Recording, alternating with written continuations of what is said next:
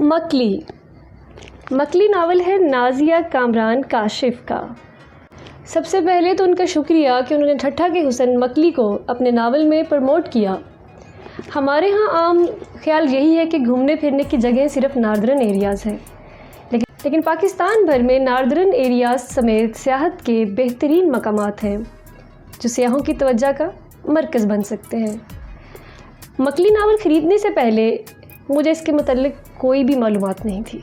हैरत की बात है कि मुझे कोई मालूमात नहीं थी। ये दुनिया का सबसे बड़ा कब्रिस्तान है और ये यूनेस्को वर्ल्ड हेरिटेज की साइट भी है। ये कोई आम कब्रिस्तान नहीं है, ये 4 सदी पहले की तारीख़ को भी अपने साथ समाये हुए है। ये शहनशाहों का कब्रिस्तान है। ये अज़ीमुल शान कब्रिस्तान माजी की सकाफ़त और फ़लसफ़ा की निशानी है। मैंने ये नावल कई मरतबा शुरू किया, लेकिन चंद सफ़ात से ज़्यादा मैं पढ़ नहीं पाई। लेकिन उसके इब्तदाई सफ़ात पढ़ते ही मैंने सोच लिया था कि मैं ठट्ठा मकली देखने ज़रूर जाऊंगी। लेकिन इत्तेफाक ये हुआ कि मैंने सरप्राइजिंगली ठट्ठा जो है वो देख लिया इत्तेफाकन, और मकली भी, और मकली के करीब मौजूद एक ख़ूबसूरत किंजर झील भी। और पिछले हफ्ते मकली देखने के बाद मैंने इस नावल को दोबारा पढ़ना शुरू किया, और नावल पढ़ते हुए मैंने सोचा कि शुक्र है कि मैंने मकली जाने से पहले ये नावल नहीं पढ़ा, वगरना पूरा मकली मेरी चीखों से गूंजता। ये नावल एक बेहतरीन हॉरर, थ्रिल और सस्पेंस पर मुश्तमिल फ़िक्शन है। नावल में कहानी एहराम मिस्र, मकली, रानीकोट और कैर्थर की पहाड़ियों के मबैन घूमती है, जिससे साबित होता है कि नावल नगार ने रिसर्च करते हुए बहुत मेहनत की, क्योंकि पढ़ने वाला अपने तख़य्युल के पर्दों में इन सब जगहों से बाआसानी घूम आता है। अस्मा रोत ने इस नावल में जितना डराया है ना, तौबा! अगर ये सचमुच मकली में पाया जाता तो मकली में हम जैसे लोग तो कदम रखने का भी ना सोचते। नावल नगार ने मकली और एहराम मिस्र के दरमियान बहुत कुर्बत जो है वो वज़ा की है। वैसे मकली को देखकर ये रिश्तेदारी समझ में भी आती है।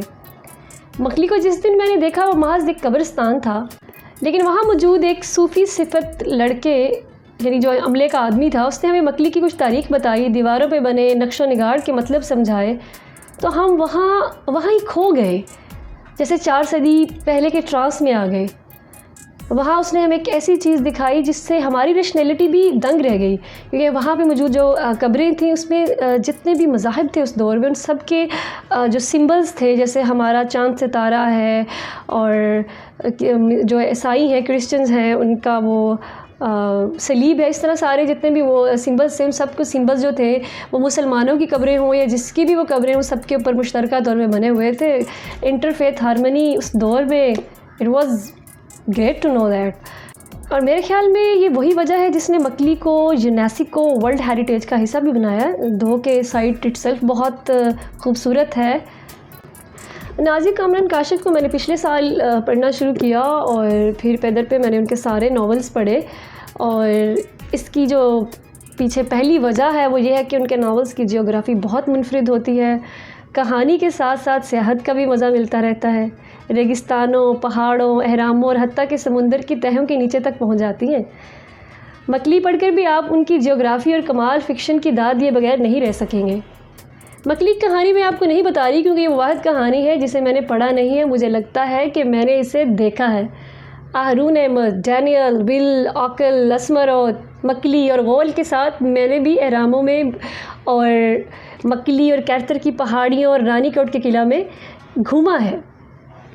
इसलिए मैं चाहती हूँ भी इनके साथ रानीकोट के किला में, इन सब में, कैर्थर की पहाड़ियों में, रानीकोट के किला में और एहरामों में इनके साथ ही भटकती रही हूँ।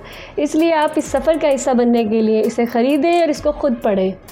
इस कहानी में टाइम ट्रैवलिंग भी खूब थी।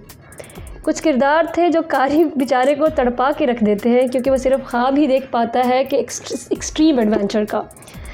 मकली और मकनी नावल ये दोनों ही बहुत खूबसूरत तरीन चीज़ें हैं। इनको देखें और इनको पढ़ें। नावल पढ़ने से पहले मैं मकली देख आई हूँ, लेकिन नावल पढ़ने के बाद दिल में शदीद ख्वाहिश पैदा होगी कि कैर्थर देखने की। मुख्तसर सा तबसरा करूँगी कि इस कहानी में शुरू होता है कि 2 वो आर्कियोलॉजिस्ट होते हैं। वो ख़जाने की तलाश में मिस्र से शुरू होते होते इधर मकली तक आ जाते हैं और फिर एक ख़जाना तो उन्हें मिल जाता है, लेकिन उस ख़जाने से जिस अज़ाब में वो मुब्तला होते हैं, उससे पढ़ने वालों के लिए वो बहुत बड़ा एडवेंचर है। आप ज़रूर पढ़िएगा इसे।